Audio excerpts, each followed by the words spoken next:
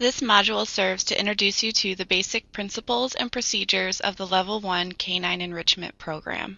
All staff receive Level 1 training to stay consistent with our building-wide knowledge of how we work with our shelter dogs to help them maintain their mental and behavioral health to remain and become more adaptable to the public. Enrichment refers to any efforts to ensure our animals' ongoing social, emotional, mental and behavioral, and physical well-being, resulting in enhanced adaptability. The purpose of our Canine Enrichment program is to provide dogs with appropriate daily guidance, experiences, and activities to help achieve these enrichment goals. It is a daily priority to meet and exceed certain minimum standards of care and well-being for our animals. These standards of care serve as the foundations of a successful enrichment program. We consistently strive in our daily routines and procedures to meet the following commonly accepted minimum requirements comparable to the 5 freedoms developed for the animal shelter standards and guidelines, which we reference as a basic fundamental foundation for our shelter.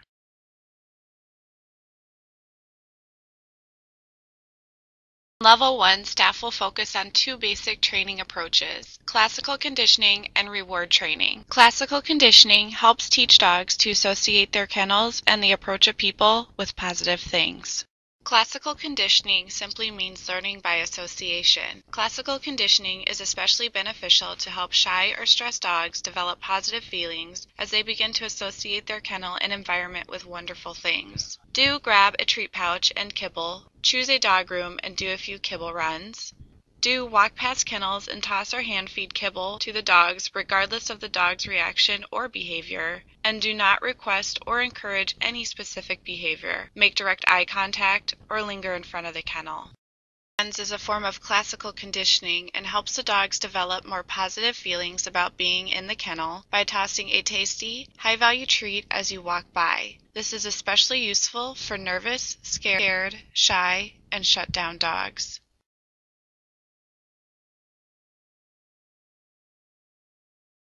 Reward training techniques help us teach more appealing kennel presentation by rewarding appropriate behaviors and taking care throughout the day not to reward inappropriate behaviors. Reward training, also known as operant conditioning, differs from classical conditioning because the dog's behavior determines the outcome. Dogs quickly learn to repeat behaviors that result in a reward and tend to abandon behaviors that consistently get them nowhere. To reduce stress and make a good first impression on adopters, dogs need to learn that offering calm, polite behavior in their kennels is very rewarding. Do grab a clicker, a treat pouch and kibble, choose a dog room, and do some reward training in front of the kennels. Do identify, click, and reward desirable behavior with a piece of food. Ignore undesirable behavior. Do not make a verbal request for a specific position. Call the dog or lure him into position. Just wait until he offers a better behavior.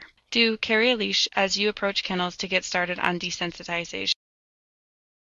Stress of the shelter environment can cause dogs to become aroused, anxious, and frustrated, which leads to behaviors that are unappealing to adopters and will likely affect the dog's ability to integrate quickly and successfully into a new home. To help dogs get adopted and transition successfully into their homes, it is vitally important that we help to reduce stress and help them learn behaviors that increase their chances for long-term success in the home. A quick clicker training session at a dog's kennel can be a great mental workout because the dog is required to use his brain to figure out how to earn a click and a treat. The sound of the clicker provides clear and consistent feedback that marks the behavior that will be rewarded. If you don't have a clicker handy, just use the word yes instead.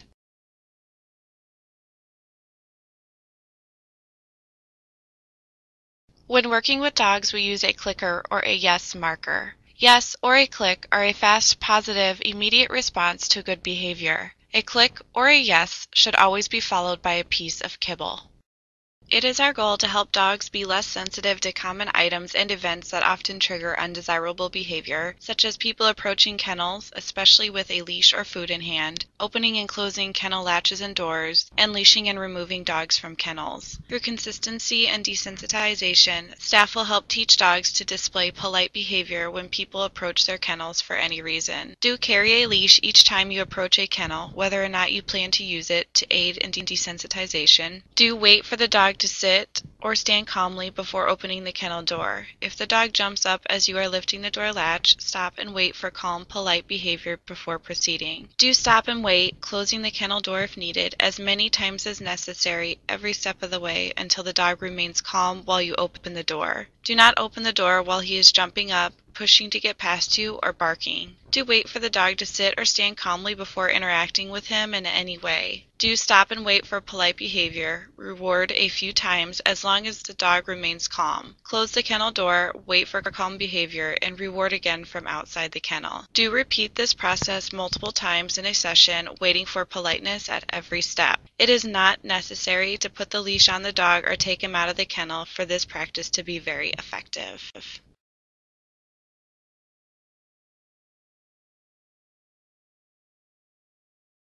We can help our shelter dogs develop better manners and self-control by requiring that they say please by offering polite behavior in order to earn life rewards such as time out of kennel, meals, treats, attention, and play. A dog who is polite and learns to make good choices is a dog that people want to live with. We diminish dogs' attractiveness and chances for successful adoption if we allow them to get what they want through pushy, demanding, or otherwise out-of-control behavior.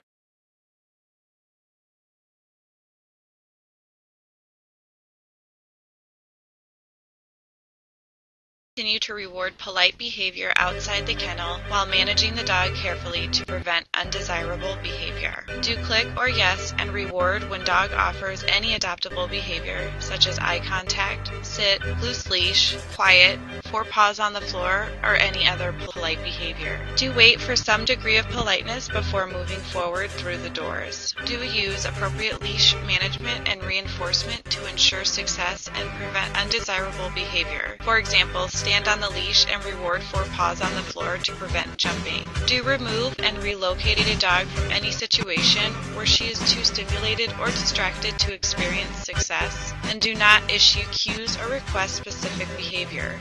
Wait, then mark yes and reward when positive behavior is offered.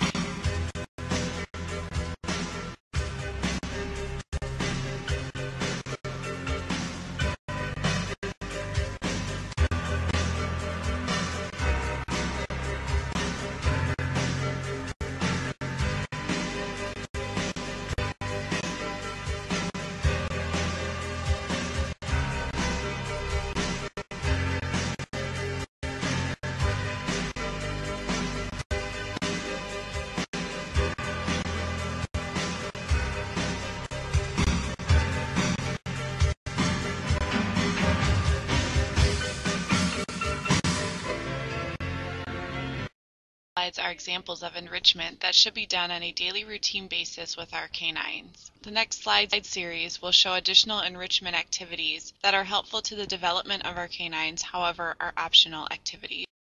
Potty breaks are completely separate from other training and socialization. Potty breaks should consist of no more than 3 to 5 minutes, leashed, in an appropriate potty area, and you should always have tasty treats for immediate rewarding should the dog potty on the potty break. The purpose is to help dogs maintain and develop good potty habits by providing adequate opportunities to eliminate outdoors and encouraging them to eliminate quickly when taken to potty areas. If a dog does not eliminate within 5 minutes, return the dog to their kennel and move on to the next dog. Enrichment is an opportunity for dogs to exercise their sense of smell. We use diluted extract sprays to mist in rooms, on kennel walls, braided ropes, or other washable toys. Only sprays made from food-safe cooking extracts should be used on objects with which dogs will have direct contact. Household scent sprays should only be used to mist the air in the room.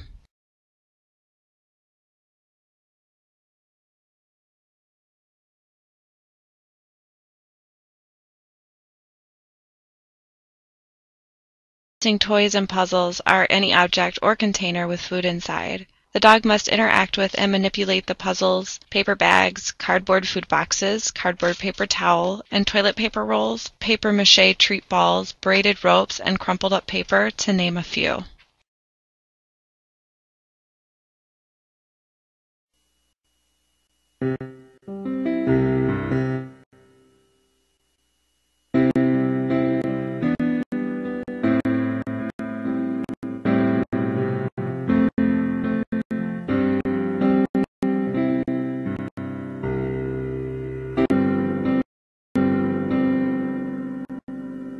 Regular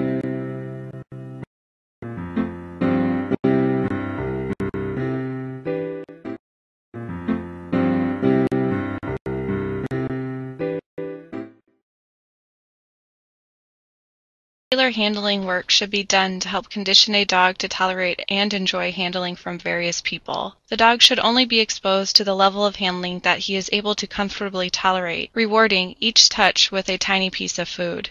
Gradually increase the intensity or duration of the touch if the dog easily tolerated the previous touch. Reward after every touch, no matter how small. Slow down and decrease the intensity if the dog is showing any signs of resistance or stress. Do not continue to expose dogs to handling or any situation in which they are experiencing ongoing stress.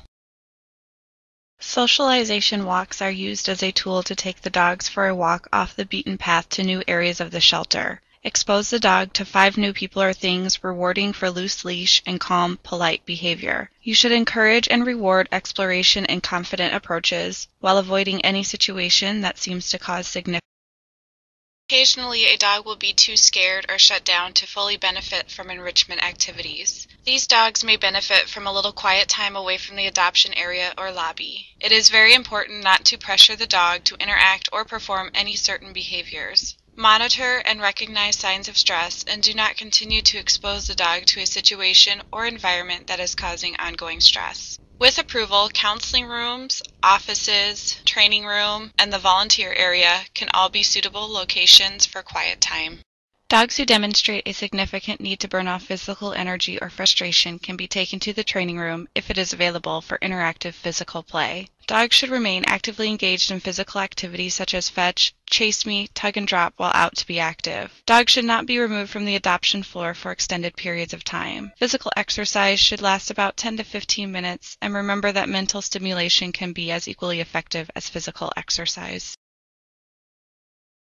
Expected that any staff member that has viewed this module will begin to consistently incorporate the learned concepts and techniques into all aspects of their daily interactions with dogs. We encourage you to speak to a lead, Level 2 enrichment, or animal behavior and training staff member if you feel uncomfortable in any situation, or if you would like to seek further information on Level 1 enrichment techniques.